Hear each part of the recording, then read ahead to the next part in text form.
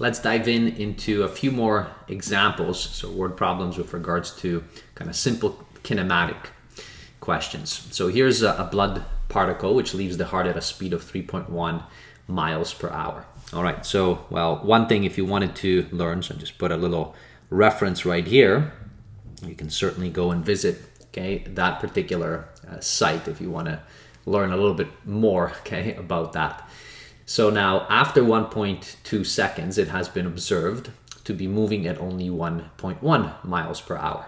All right, so we have two things that we are seeing here. So one is the fact that we have the initial speed right here, and then after 1.2 seconds, okay, we have noticed that it is moving at 1.1 miles per hour. So that means it's slowed down. So for part A, we want to know what the average acceleration during that span has been. All right, and we want to know it in meters per second squared. Okay, so let's dive into this. So first of all, okay, in terms of the given pieces of information, because we're going to be trying to calculate acceleration in meters per second squared, then we cannot have these in miles per hour. So I'm going to just convert these. So our first one, which is VI, is going to be equal to 3.1, and miles per hour, I'm going to write it like this so it's much easier for us to be able to convert. So first of all, so we can change the miles, and for anyone kind of looking up, okay, and thinking about this, you don't have to necessarily memorize these, but you can certainly put these on your cheat sheets if your teachers allow you, okay, or you can look them up. 1 mile, okay, is approximately 1610 meters. So you can certainly use that if you like. Now, you know, you might see this, you know, ever so slightly a little bit different because it just depends how people are approaching this. Now, if you want to get rid of that, so that means you have 1 mile at the bottom, 1610 meters up on top, so that gets rid of your miles. Now to get rid of your hours, so you may recall, so 1 hour, okay, you can put on top, okay, this is minutes, okay, and then 1 minute, okay, is obviously 60 seconds. Now sometimes people group all of this into one. All right, I just keep it kind of separately because I don't want to memorize more than I necessarily have to. So hour and hour, minutes and minutes, okay, and then we're going to have exactly what this might be. So if I take my calculator out, so 3.1 times 1610, and then divided by, this is 60, and then I guess I need to take this and divide it by 60 again. So there you have it, okay, so that would have been your first, okay, so this is 1.38, 6, 3, and then a whole bunch of 8s, okay, afterwards. So that's what we have there. All right, now for the second component, so if you switch this over, okay, that's going to be my final speed, okay, at least for this instance, okay, so I have 1.1, which is miles per hour, and we're going to do exactly the same thing. So I can take this whole thing again, because I've already written it out, so I'm going to just borrow this from right here, can duplicate it, and I'm going to do that cancellation there. So 1.1 times 1610, all right, and then this answer divided by 60. Okay, and then this answer divided by 60 again. So there you have that. And this is going to be 0.4919, and it looks like a bunch of 4s. Now, this is now all in meters per second, right? Meters per second, which is what we want.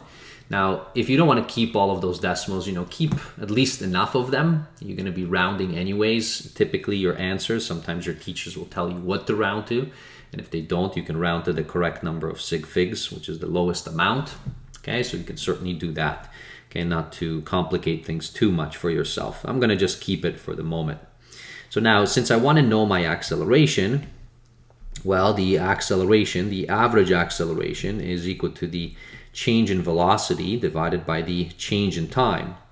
Now, they do give us the change in time, which is 1.2 seconds, right? So we certainly do have that.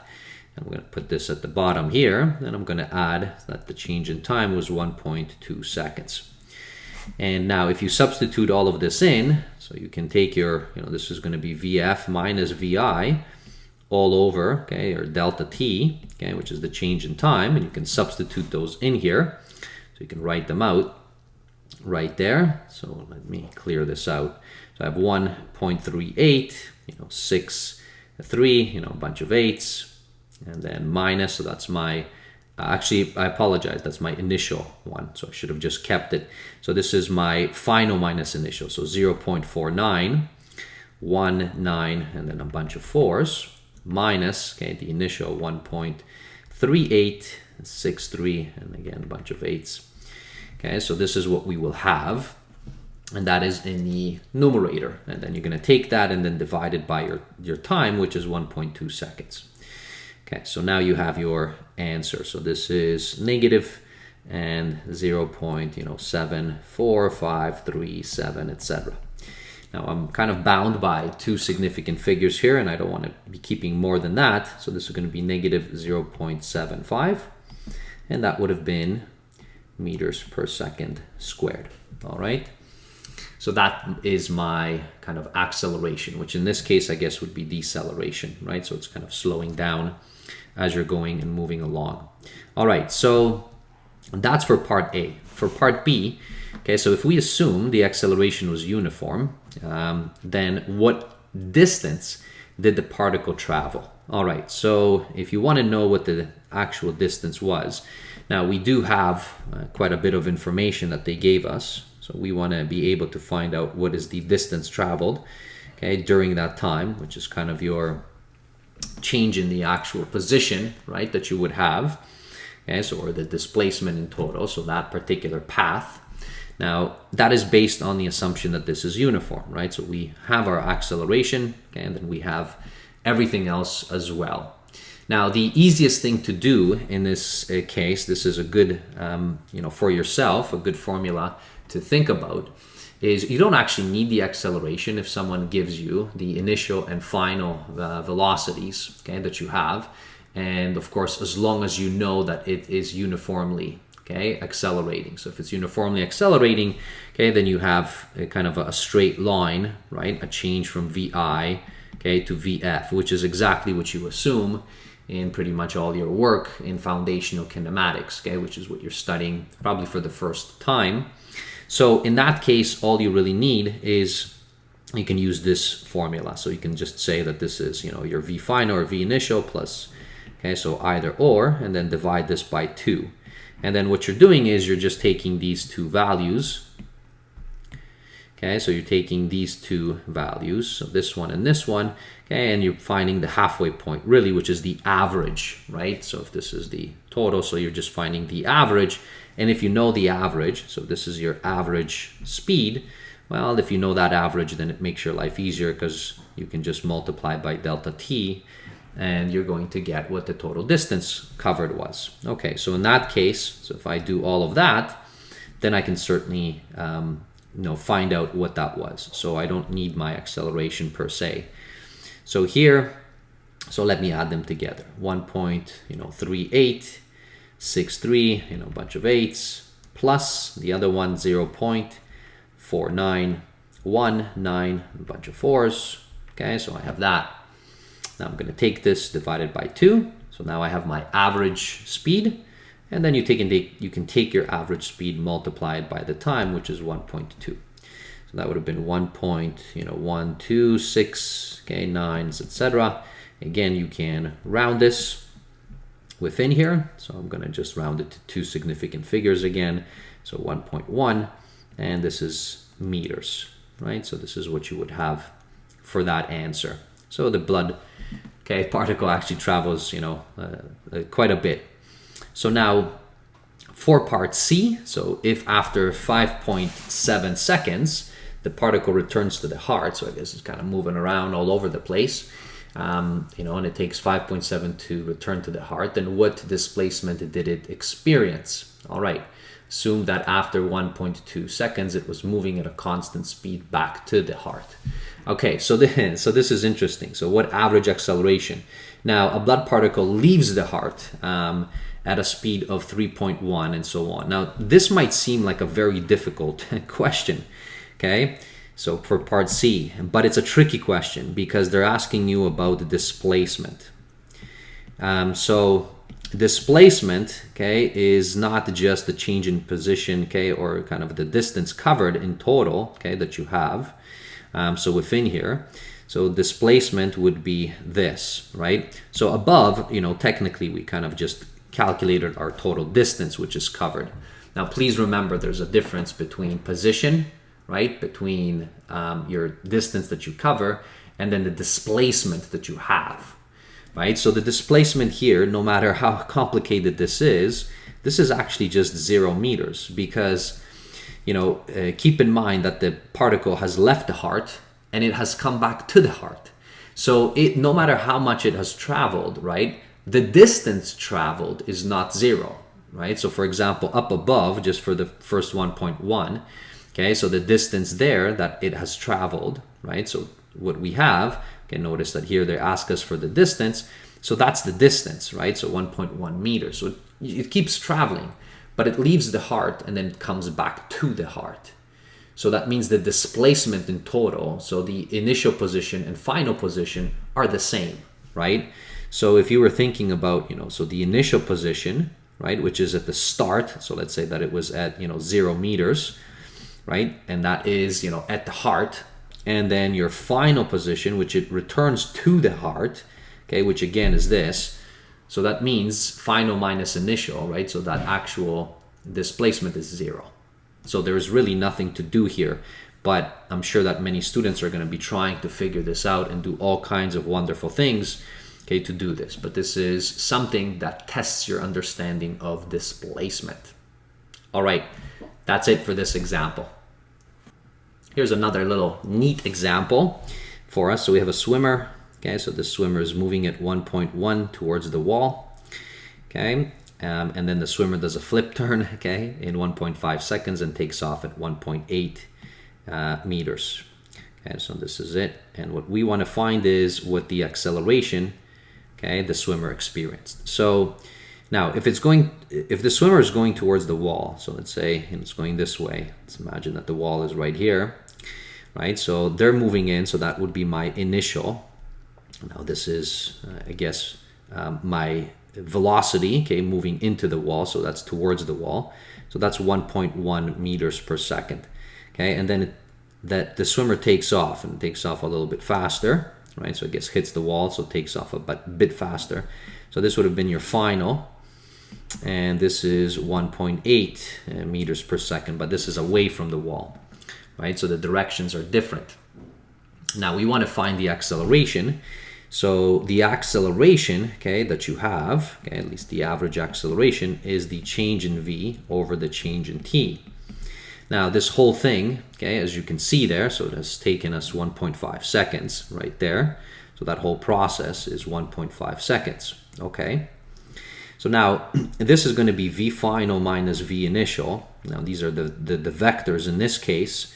Now we have to write the vectors in here because we have to ensure, okay, that the directions kind of align, right? So what is the acceleration in here?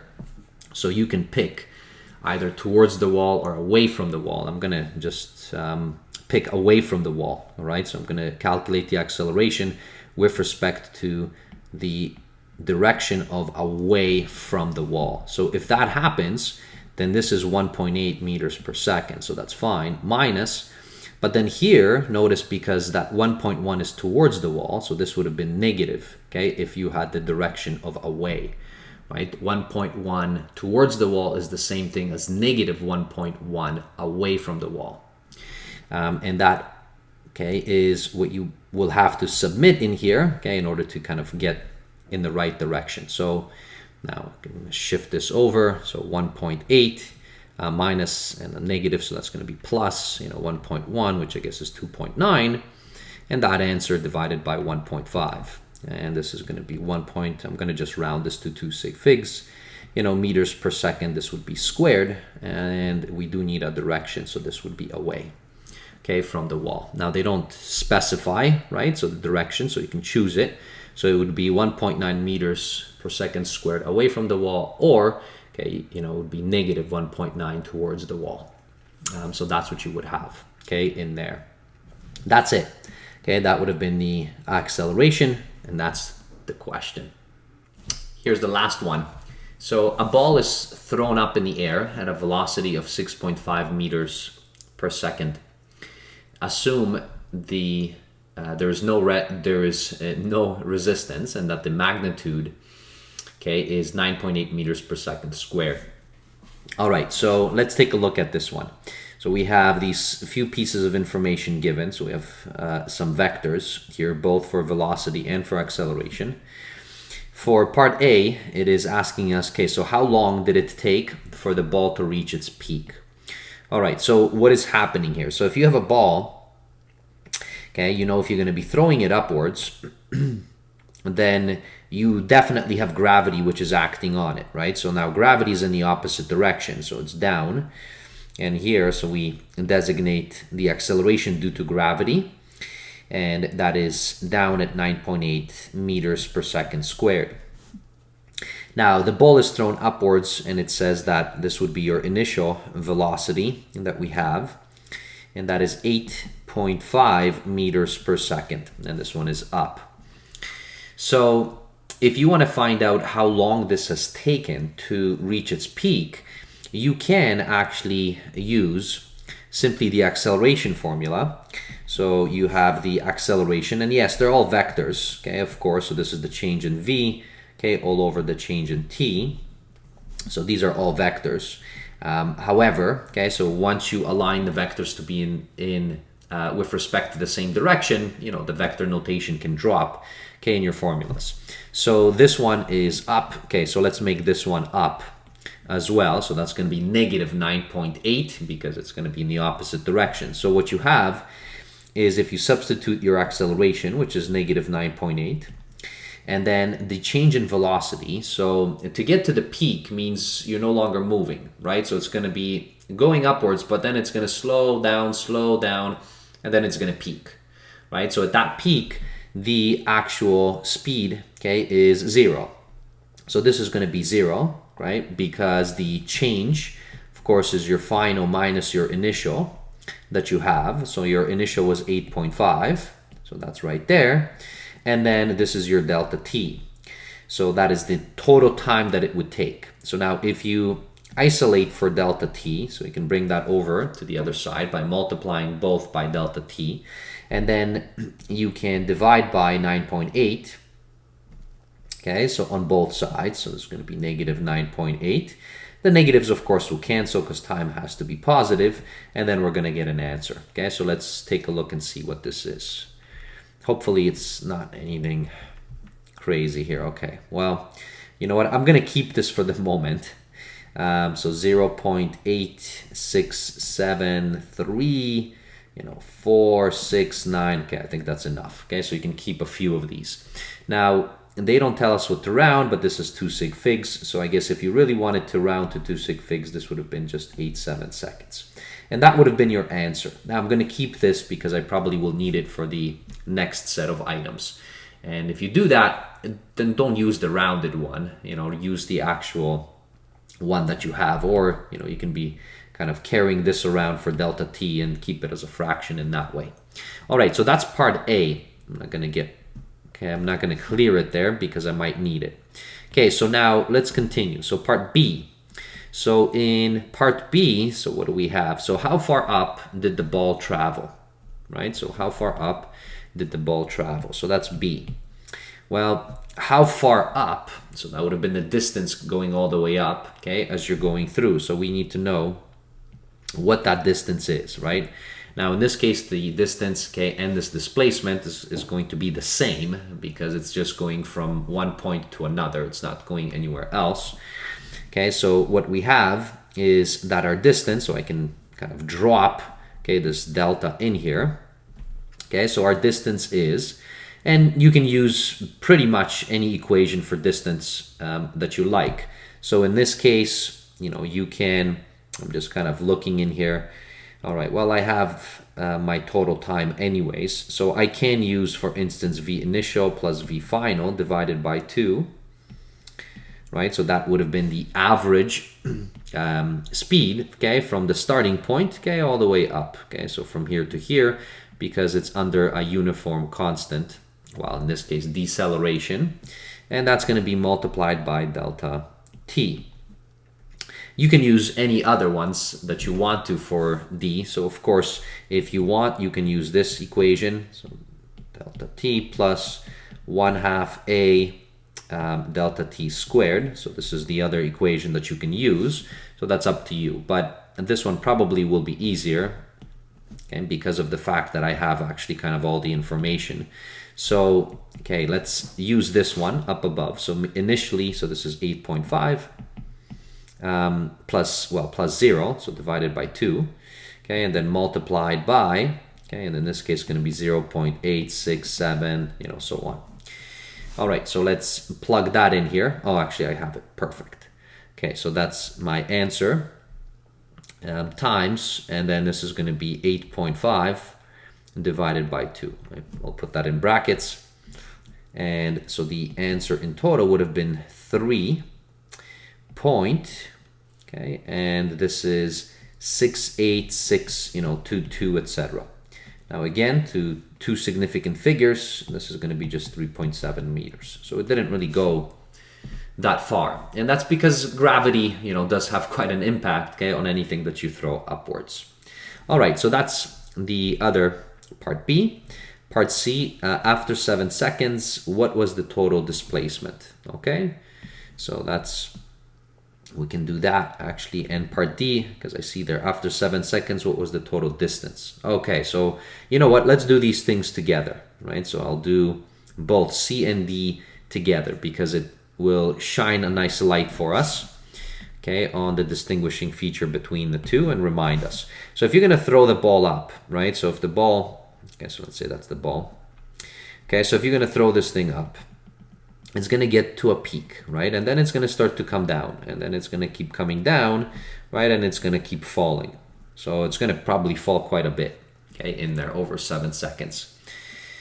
So now we already know because we've just calculated. So if you're talking about just the distance, right? So if you wanted to know what the distance is, so this distance, so distance coming up, okay, was equal to, so it was approximately 3.7 meters, right? So 3.68, etc. So I'll just kind of leave it in this way because I want to just let you know what was happening here. Now the distance coming down, right? And that would be this distance. So, you know, so from here to here, that's 3.7. And then from here coming back is going to be another 3.7, right? So that's definitely what we have in there. So this is going to be another 3.7 or another 3.68 and so on. Now, since I have this on the calculator, so I'll just take this. So up and down, so that's times 2. So all of this, okay, was 7.372, you know, 44, okay, etc. Okay, so that's meters. And now as it keeps falling, so from this point, right, so and it's going to keep falling. Now this is going to keep going right there. Now we want to be able to find out, okay, what that is. That is actually your displacement, right? So this is going to be your full displacement that you have because your displacement is from your initial position to your final position. Well, your initial position was right here. So it doesn't matter it went up and down. So this really, we don't care about this for a displacement, right? But what we do care is the initially where it was, at the end where it was, and the difference between them is going to be your displacement. So let's try to find that. So my displacement overall, okay, over 7 seconds. So I'm going to get rid of this. And that displacement is going to be your initial velocity times the time that you travel plus 1/2 the acceleration, right? So this would have been the acceleration, which is the average acceleration due to gravity, and then multiplied by the time squared. So and now we have to make sure that all of the directions are the same. So VI. So let's take up, okay? Up to be, okay, our interest, right? So this is going to be with respect to up. So that was 8.5, and this is going to be now times 7, plus, well, really minus, because of the fact that the 9.8, okay, is going to be negative 9.8. So that's going to be there. And then this is going to be 7 squared. So now that we have all of this, well, we can find out. It's probably going to be quite a distance. So 8.5 multiplied by 7, so that's going to be 59.5. So that's just this, right? Now I have to take that and then minus, okay, and let's put it in brackets. So a half, which is 0.5, times 9.8, and then times, and this is going to be 7 squared. So I'll close the bracket. So that's the entire piece. All right, so this gives us in total negative 180.6 meters. This negative, okay, what it means is, well, because we chose up, okay, as our positive, so that means the displacement is down, right? So it is 180.6, okay, down. So that is the total displacement. So this would answer our questions. So number 1, so if we wanted to round our displacement, so let's say our displacement here, displacement, this is what it is. Now I don't know if it said round, it didn't say to round, so we kind of have to keep it to the same number, so 2 sig figs. So the displacement would have been equal to negative 180, right, meters. Now this is with respect to up, okay, or you can just write it 180 meters down, and that would have been our displacement. Our distance, however, so that was for the other component. Now we have to be able to add all of these things together, right? So, you know, we had this, you know, plus this, which I guess was that. So this would have been, you know, 7.37, you know, 244, etc., plus the distance that it covered, which was the other 180.6. All right.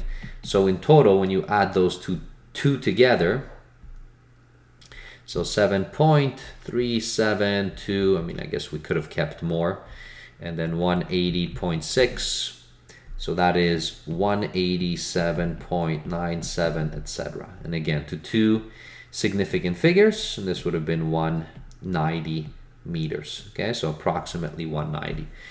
Okay, so that is obviously different than the displacement, right? So the distance covered is everything, and the displacement is just the difference between final and initial positions. So that is all that you have for this question. All right, so that completes it. Okay, thanks for watching.